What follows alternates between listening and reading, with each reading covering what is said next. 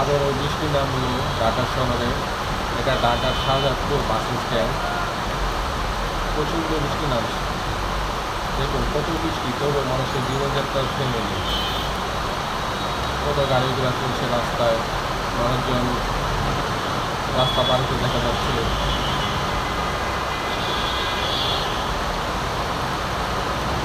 বাস, private car চলছে।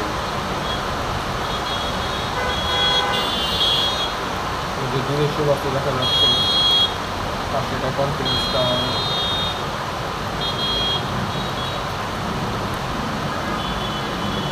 শাহজাদপুর বাস স্ট্যান্ডে